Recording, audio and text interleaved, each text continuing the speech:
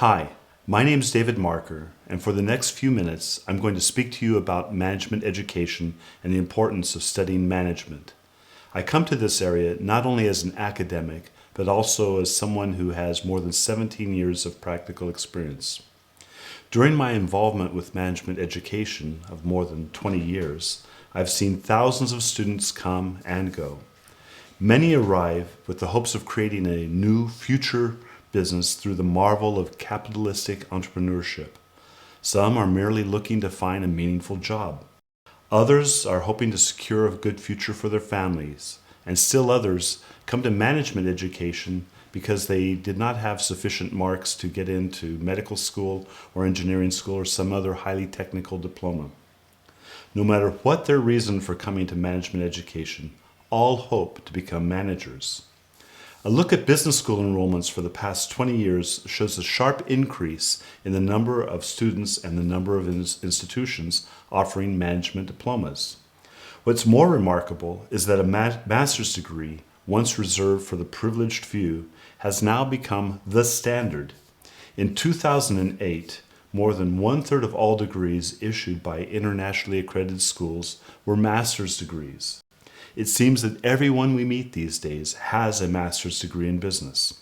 Salespeople, engineers, lawyers, even doctors now find their careers crippled for lack of an advanced business degree or enhanced after they've completed their studies. So we must ask the question, why study management? Well, the first response to this question is obvious, because it's financially rewarding. In the US, those with a master's degree earn 20% more than those with only a bachelor's degree.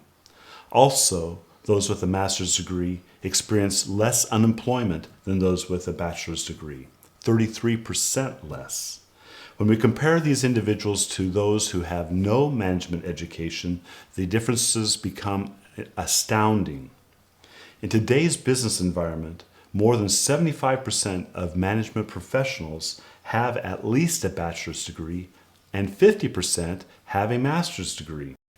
We cannot say that education itself pays, but we can say that a lack of education in any form after high school is a real detriment. So from purely a self-interested perspective, we understand that studying management and management education is a good thing. But from a broader perspective, what does it mean to the society as a whole?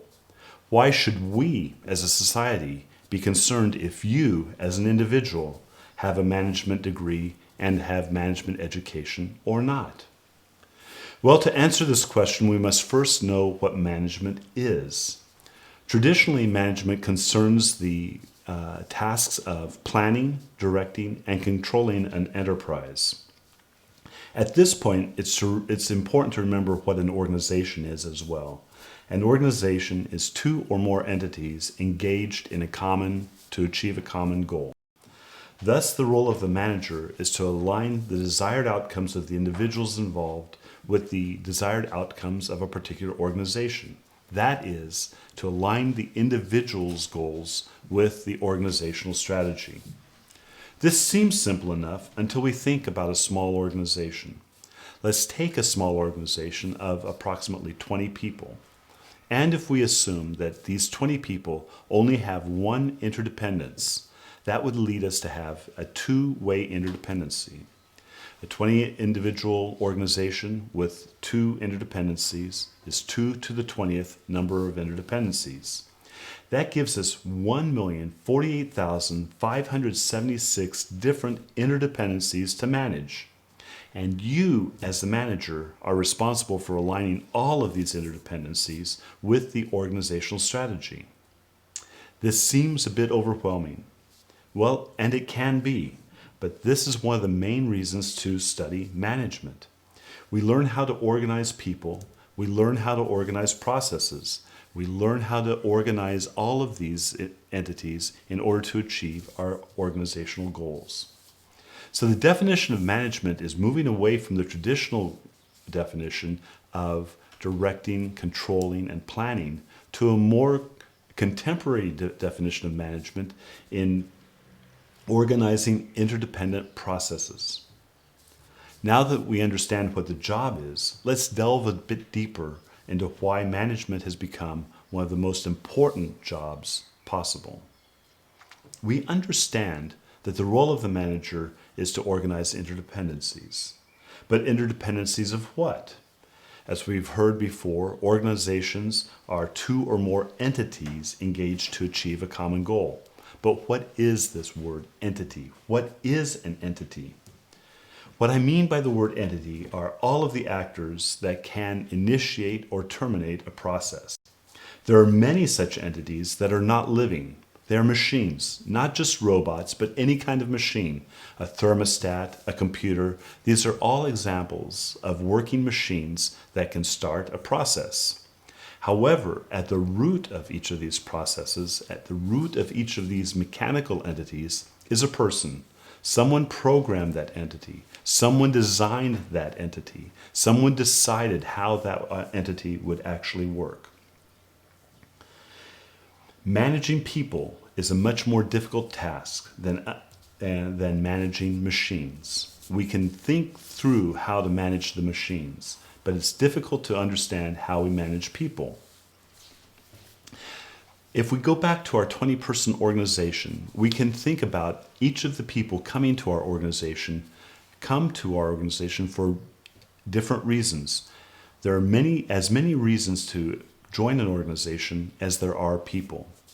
Some people come because they really believe in what the organization is doing.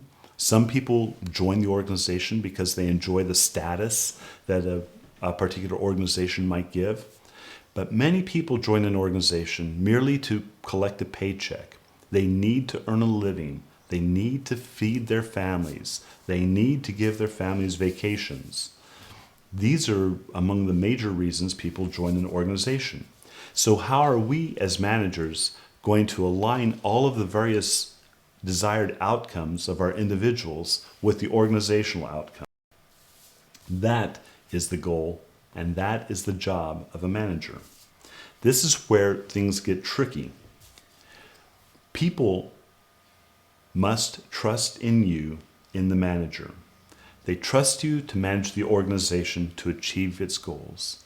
They trust you to get enough resources in order for the organization to achieve its goals. They trust you to organize those resources in order for the organization to operate effectively and efficiently. In short, they trust you with their lives, not just their business lives, but their private lives as well. You as a manager touch every part of each individual's life. You may not know what's going on in the lives of everyone that works with you. In fact, in most cases, it's not desirable and obviously not polite for you to intrude. However, you must recognize that the decisions you take have an impact on the decisions that your associates take in their personal lives. Decisions on whether or not to buy a new car, whether or not to buy a new house, whether or not to relocate in a new city or even a new country, whether or not to get married, decisions about having children. All of these decisions are based on how well an organization's doing and how much trust they have in their manager. These are only the obvious questions that people have. There are thousands of unspoken decisions that people take daily based on how well a manager manages. A good manager is capable of earning people's trust. Your associates do not have to agree with you. That's not always the outcome. That will not happen. But what they must do is trust that you've considered all aspects of any business decision and how it impacts their lives.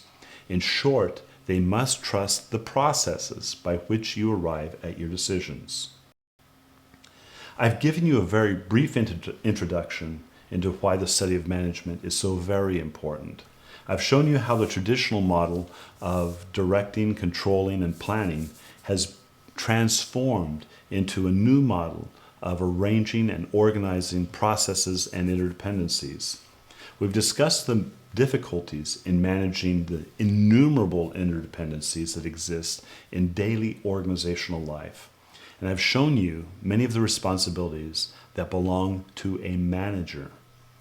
But this is why I believe that management is a profession that needs to be studied and is an art that each manager needs to develop. The stakes are too high. The implications, ethically, are too large and too deep to leave management to amateurs who've never studied but have only learned on the job at the cost of their associates. Through the study and practice of management, you can become a good manager and earn the trust and hopefully respect of those who work with you. Thank you for your attention to this presentation, and I hope that we have an opportunity in the future to work together and develop future managers.